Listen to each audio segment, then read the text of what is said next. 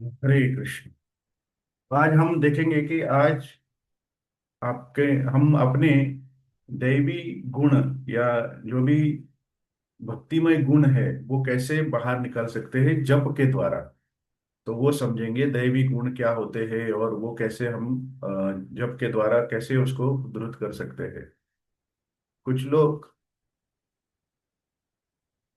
कुछ लोग हमने ये देखा होगा कि कुछ लोग शांतिमय जीवन जगते हैं और कुछ लोग बहुत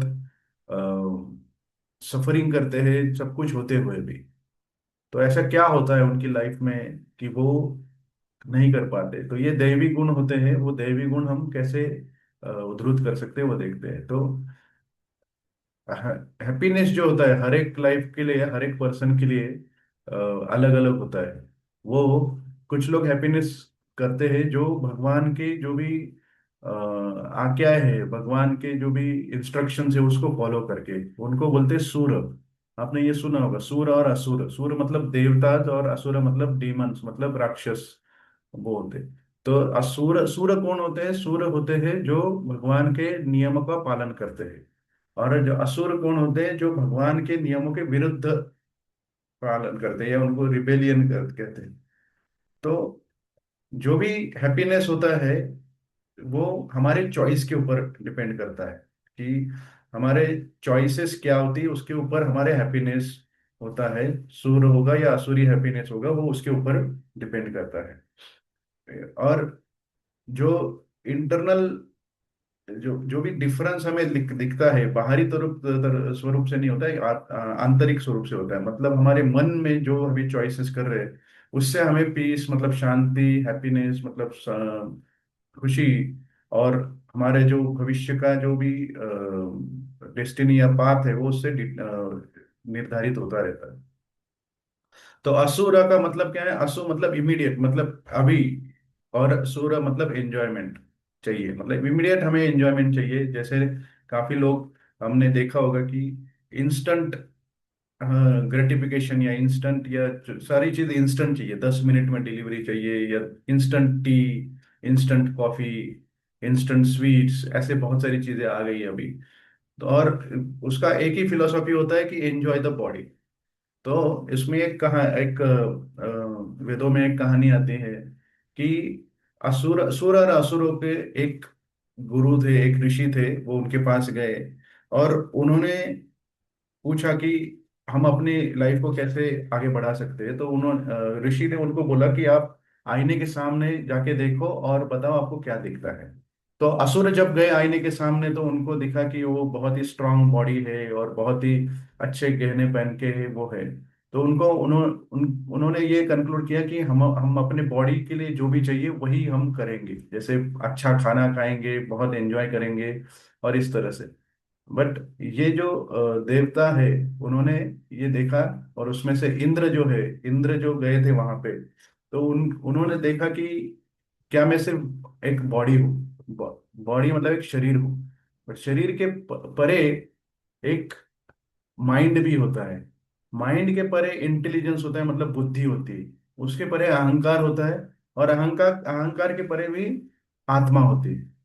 तो इंद्र को समझ में आया कि वो एक शरीर नहीं, वो आत्मा है। और भगवान का और आत्मा का कर्तव्य कर्तव्य यह होता है कि भगवान के जो भी आज्ञाएं हैं उनको फॉलो करना है, उनकी उनका पालन करना है। ठीक है। तो इस तरह से हम भगवान की आज्ञा को पालन करते हैं तो हमारी डिवाइन क्वालिटीज जो दैवी गुण होते हैं वो बाहर आते रहते हैं।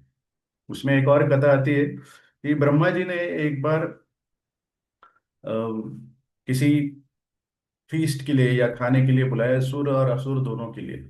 जैसे ये आपको पता है, ये ब्रह्मा जी को सुर भी उनकी प्रार्थना करते हैं और असुर भी उनकी प्रार्थना करते रहते थे। तो ब्रह्मा जी ने उनको बुलाया कि कैसे वो उसको देखते हैं, उनको कैसे वो शिक्षा देते हैं।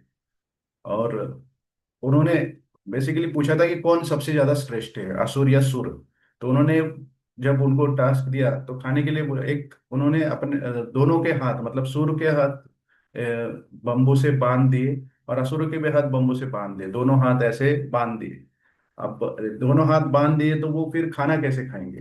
तो खाने में बहुत सारी चीजें थी, जैसे दाल चावल सब्जी रोटी लड्डू सब कुछ था। तो जब देवताओं ने देखा, तो जब वो एक लाइन में बैठे तो उन्होंने क्या किया कि अपने हाथ से दूसरे देवता को खिलाया, क्योंकि वो इजी था, वो अपने हाथ से अपने आप को नहीं खिला पा रहे थे, तो इसलिए उन्होंने दूसरों को खिलाया। तो इस तरह से वो खाना खा सके। बट असुर करते थे, उसको उछालते थे, फिर वो कैच करने की, मुंह में कैच करने की कोशिश करते थे, तो वो खा नहीं पाए। तो इससे वो उनको दिखा दिया कि श्रेष्ठ कौन है, जो एक दूसरे के साथ सहायता करते हैं और उनकी जो दैवी गुण है उनको बाहर निकालते रहते हैं। ठीक है। तो भगवान कृष्ण ने भगवत गीता में भी ये श्लोक 16वां अध्याय उसके ऊपर है पूरा, दैवी और असुरी क्वालिटीज, दैवी संपद और असुरी संपद। सो ये श्लोक है, दैवी संपद विमोक्षाय निबंधाय सरीमता माशु च संपदम दैवीम अभिजातोसी पांडव। मतलब इसमें यह है कि दैवी संपद, मतलब दैवी क्वालिटीज जो होती है दैवी, वो मोक्ष की तरफ लेके जाती है हमें। और असुरी जो है वो बॉन्डेज की तरफ लगते हैं। मोक्ष मतलब फ्रीडम होता है, और एक बॉन्डेज होता है, असुरी मतलब बॉन्डेज होता है। जैसे दैवी क्वालिटी मतलब बहुत सारी इसमें भगवान ने बताई, जैसे नम्रता ह्यूमिलिटी टॉलरेंस, मतलब हम उसका सहनशीलता बोलते हैं। कंपेशन मतलब दया,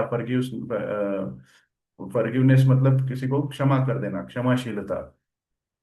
तो ये दैवी क्वालिटी है, इससे हमें मन को शांति मिलती है, हमारा मन एक जगह पे केंद्रित होता है। और आसुरी क्वालिटीज बहुत सारी है, जैसे काम क्रोध एनवी, मतलब तिरस्कार करना, ये असुरी क्वालिटीज है। और हमारा जैसे नेचर होता है वैसे ही हमारा फ्यूचर बनता है। जैसे हमारे नेचर होता है वैसे ही हमारा फ्यूचर बनता है। और जिस तरह से हम दैवी क्वालिटी बढ़ाते जाएंगे हमारी, तो हमारे जप में भी सुधारना होता है। और उसका ये भी होता है, जैसे जैसे हम जप करते जाते हैं तो वैसे वैसे हमारी दैवी क्वालिटीज जो होती है, दैवी संपद, वो बढ़ते जाता है। ठीक है। तो आज का एक्रोनिम है दैवी। और D for discipline to obey God, मतलब भगवान की जो भी आज्ञा है उनका पालन करना। ये भगवान के आज्ञा के विरुद्ध करना मतलब रिबेलियन के अपोजिट होता है। और यही डिफरेंस होता है सुर और असुरों में। जो सुर जो होते हैं भगवान की आज्ञा का पालन करते हैं, असुर जो होते हैं वो नहीं करते। A for awareness, I am not this body, तो हमें ये अवेयरनेस चाहिए कि हम एक बॉडी नहीं है, हम एक आत्मा है। और आत्मा का स्वरूप जो होता है वो भगवान की आज्ञा का पालन करना, भगवान का दास बने रहना और उनकी सेवा करना।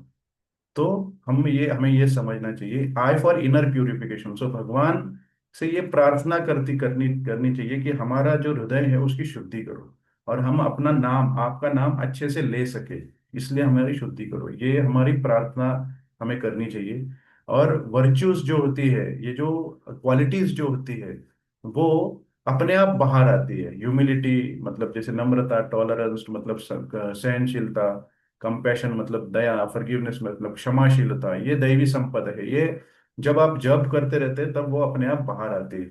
और I for immersion in holy name. सो ये सब कब पॉसिबल होता है, जब हम भगवान नाम में इमर्स हो जाते हैं, मतलब वो उसमें गड़ जाते हैं, उसमें हम ध्यान से जप करते हैं। तो इसी बात को ध्यान में रख के हम अब आज का जप करेंगे कि chanting purifies the heart revealing दैवी क्वालिटीज ऑटोमेटिकली। मतलब जप से हमारा हृदय का शुद्धि होता है, और हमारी दैवी क्वालिटीज जो होती है, हमारी दैवी संपद होती है, वो बाहर आती है। तो इसी भावना के साथ आज हम जप करेंगे। तो आप सबसे रिक्वेस्ट है कि आप अनम्यूट करके अपना जप स्टार्ट कर सकते हैं। हरे कृष्ण।